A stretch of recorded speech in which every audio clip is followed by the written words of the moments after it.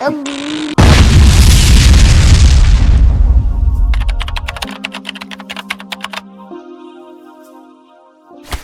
up YouTube?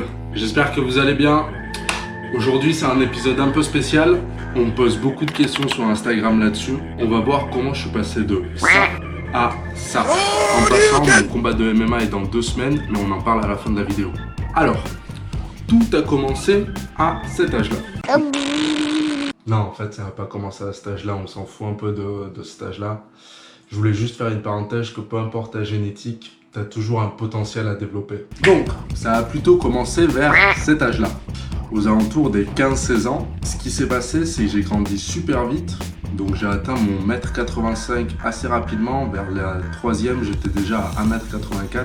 Et le problème, c'est que je mangeais pas beaucoup à cette époque. J'avais les membres super longs, mais aucune masse musculaire ni masse graisseuse là-dessus. Du coup, on aurait pu me confondre facilement avec Fiddlestick. Si t'as pas la référence, c'est pas grave. Fiddlestick, c'est de rechercher. Mais autant je faisais pas une fixation sur mon physique, autant je pratiquais déjà pas mal les sports de combat et je m'étais rendu compte que la force, ça avait une réelle importance. Ouais, parce que la vie, c'est pas un film de Bruce Lee. T'arrives pas avec 60 kilos dégommer 10 gars autour de toi.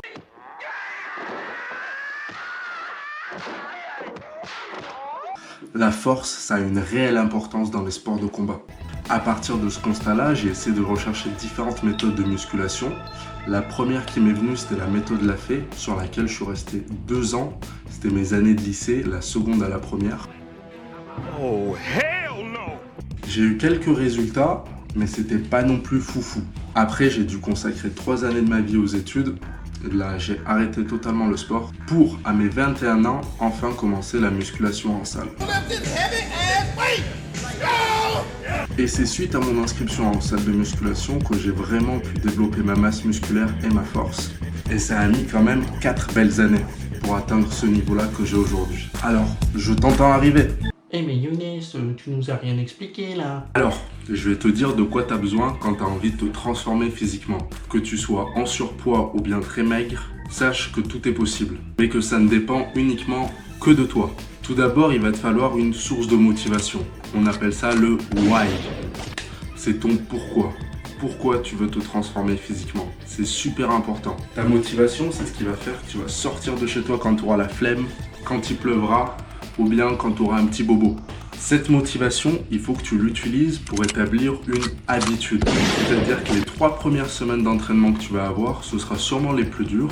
Mais si tu auras réussi à être discipliné sur ces 3 premières semaines, alors tu auras déjà commencé à fixer ton habitude. L'habitude de t'entraîner, bien évidemment. Et c'est là où on viendra parler ensuite de discipline. La discipline, c'est constamment te remémorer ton objectif, sacrifier ton présent pour ton objectif futur. La discipline, elle est plus facile à avoir quand on a un fort pourquoi. C'est super important, la motivation, il te faut une réelle source de motivation. Pour moi, ça a été les sports de combat. J'ai vraiment eu une faim de développer ma force pour être plus efficace après sur les tatamis en compétition. Et bientôt, je l'espère, dans l'octogone. Il n'y a aucun secret. Si tu arrives à être discipliné sur ton objectif, ta transformation viendra. Peu importe le temps que ça prendra, tant que tu auras ton pourquoi en tête, rien ne pourra t'arrêter. Bon, j'ai quand même atteint les 94 kilos il y a à peu près 5 mois et j'ai décidé pour le MMA de venir perdre 10 kilos. Une fois qu'on a l'habitude de s'entraîner et d'avoir un objectif fixe en tête, tout est réalisable. En 4 mois, j'ai pu réussir à perdre 10 kilos. C'est encore une transformation physique à mes yeux. Ça m'a demandé pas mal d'entraînement, encore de la discipline sur l'alimentation, mais ma motivation était assez grande pour me le permettre. Si tu as envie de changer physiquement ou si tu as envie de réaliser un objectif, sache que ça ne dépend pas de la formation que tu choisis, du coach que tu choisis. Tout ça, c'est secondaire. Ça dépend uniquement de ta motivation et de la discipline que tu es prêt à t'imposer.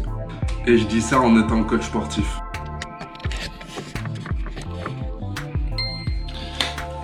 J'espère que la vidéo t'a plu.